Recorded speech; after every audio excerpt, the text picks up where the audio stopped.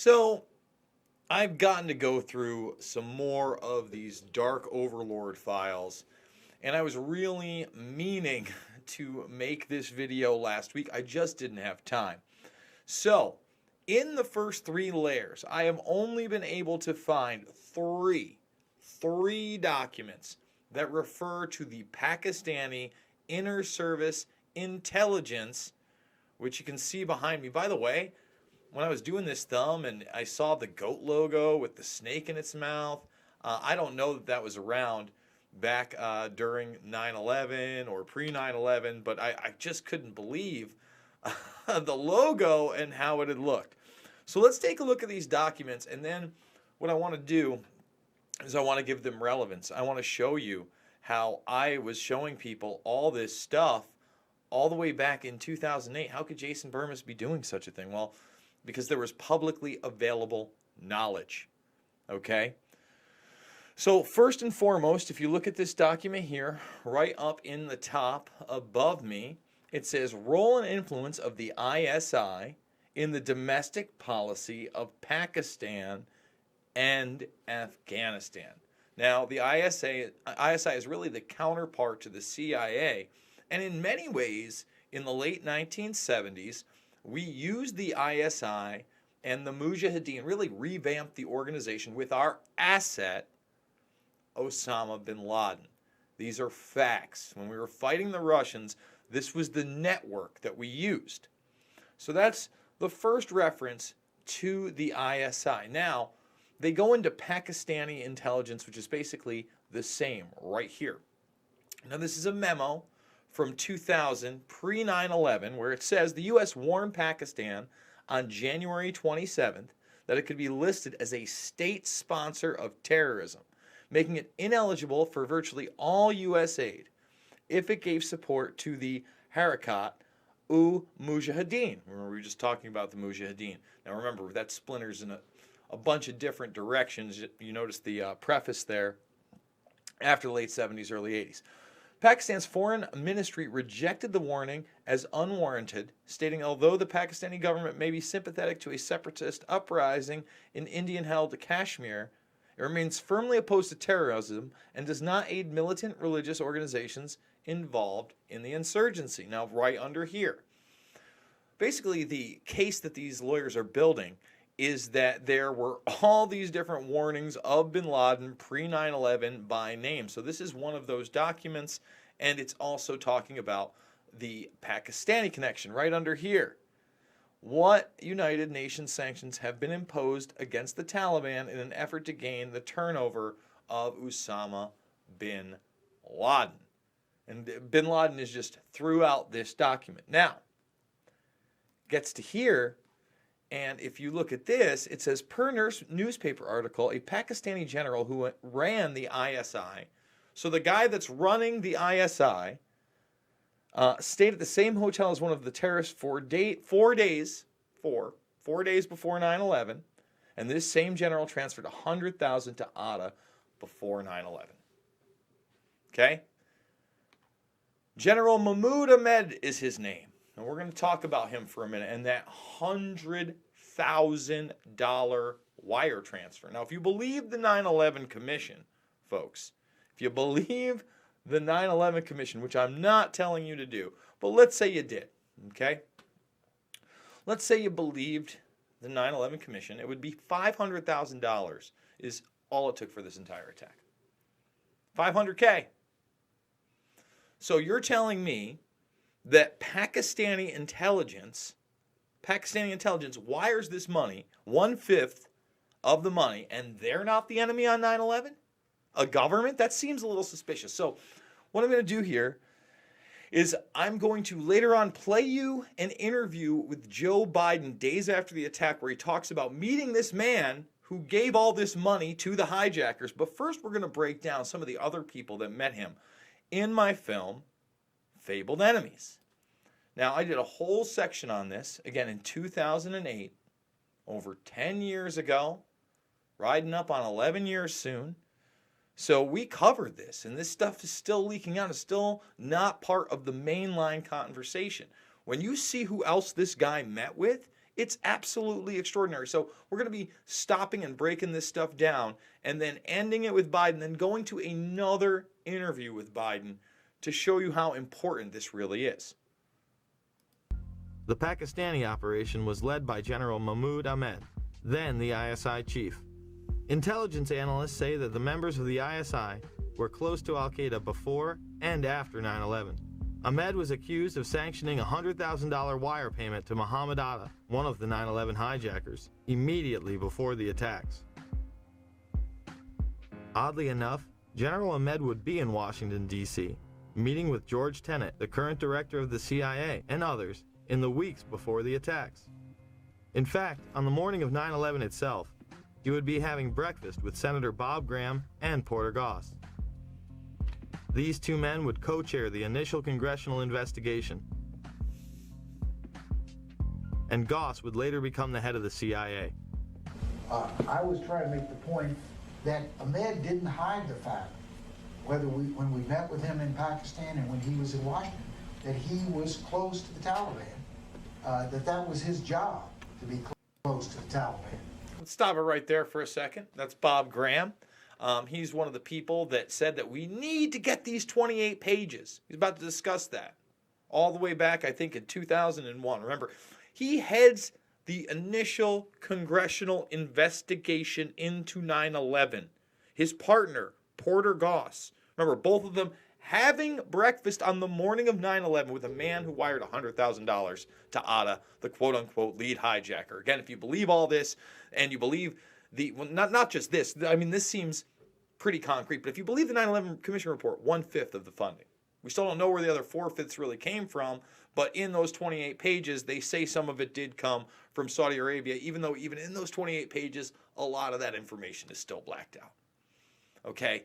So he just confirms the breakfast, no big deal. Porter Goss heads the CIA later on. Now, we already know that the head of the Pakistani ISI, in relationship to the CIA, is also meeting with Tenet in the weeks before 9/11. So let's just continue with this little Pakistan section of Fabled Enemies. Graham would go on PBS and have this to say. I was surprised at the evidence that there were foreign governments involved in facilitating the activities of at least some of the terrorists in the United States. Stop it there. Foreign governments.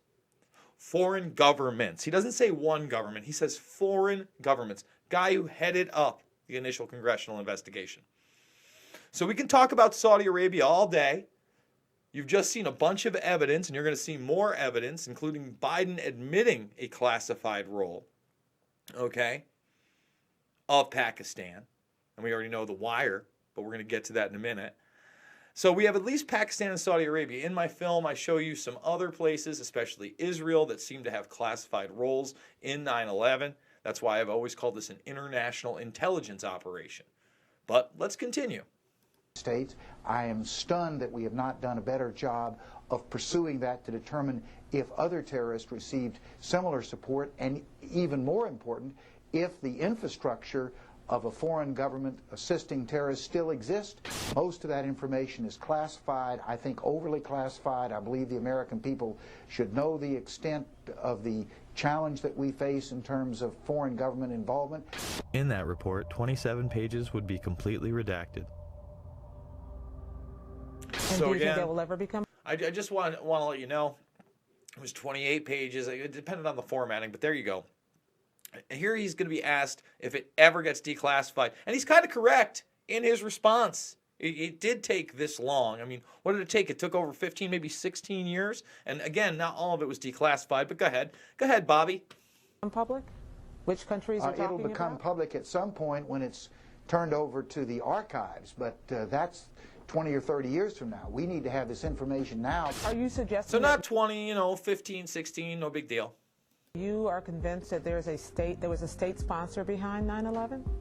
I think there is very compelling evidence that at least some of the terrorists were assisted, not just in financing, although that was part of it, by a sovereign foreign government. The day after the attacks, it was apparent that some people within the government were aware of the Pakistani funding of al-Qaeda.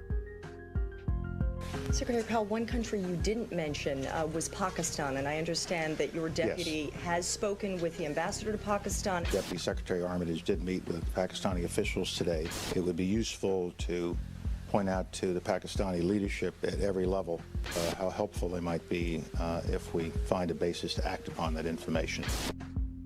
Here's Joseph Biden, then senator, very aware of this Pakistani role. I promise you. Remember, this man becomes the vice president. They were entertaining him as a 2020 presidential run. He just said today that he kind of slipped to the tongue. He's not going to be running. That scares me. He's never even been held accountable for this. So let's get to it. Senator Joe Biden, who had also met with the head of the Pakistani ISI, would have harsh words on the Senate floor. And the word should go out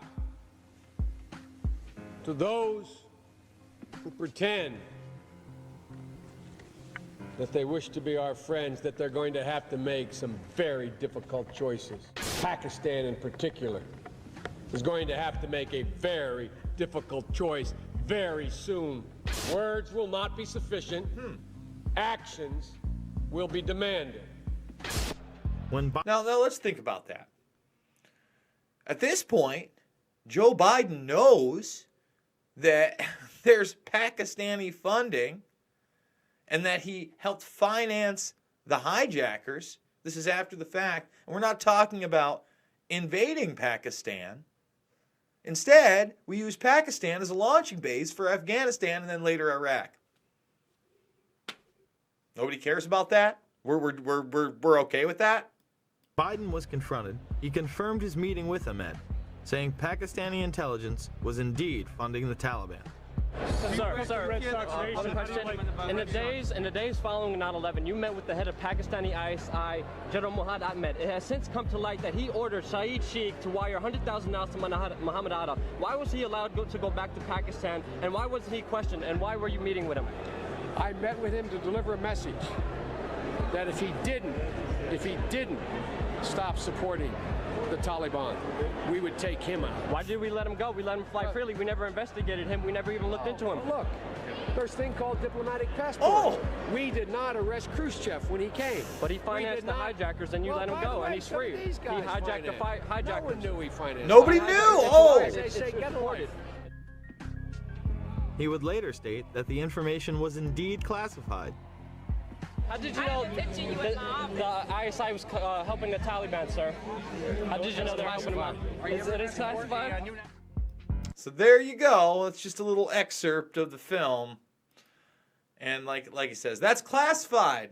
Can't really talk about that. Well, what I do want to talk about now is how important this meeting is and how much it sets up. Because here's Biden talking to Bryant Gumbel days after the attack. And what do you see? You got to understand, they used Pakistan as a place to protect bin Laden as well. On top of financing the hijackers. Remember, bin Laden's our CIA asset openly in the 70s, 80s. He works with Pakistani intelligence and us. Well, after I show you this clip of how important this Pakistani general is, all right, then I'm going to show you a clip of Dan Rather talking about how bin Laden directly after 9/11 was protected by the Pakistani military in a hospital. Remember, we're meeting with this guy the morning of 9/11. He's funding the hijackers to the tune of $100K that we know prior to 9/11. And now our good friend, Joey B., here he comes. He's going to tell Brian Gumbel all about his meeting with General Mahmoud Ahmed.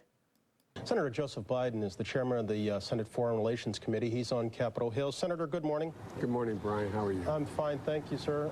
As the president and all of his administration seeks to build a coalition preparing for the day when retaliation comes, you had a big meeting last night, I understand, with the head of the Pakistani Secret Service. What can you tell us of that meeting? Well, it's their counterpart to our CIA, Bryant, and It went incredibly well. Quite frankly, I had long discussions with the State Department and the Secretary of State and with Mr. Armitage, who had met with him already before I met, so I knew what had already transpired. And the bottom line was, I told them what they told them. They've got to choose sides. There is no question. You're either our friend or you're our enemy here. And I am confident that this is at least the second most powerful, if not the most powerful man in Pakistan. Let's stop that. Think about, unpack what he just said there. The counterpart to our CIA. I already knew everything because I met with Armitage and everybody else before I met with him. I had all the information. Okay?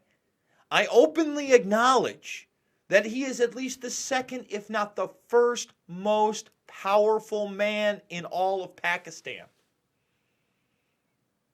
What is going on here? And now we're going to act all tough guy and nonsense. And so I'm going to end this with this clip here of rather talking about, just unbelievable, guys, talking about bin Laden being protected by Pakistanis.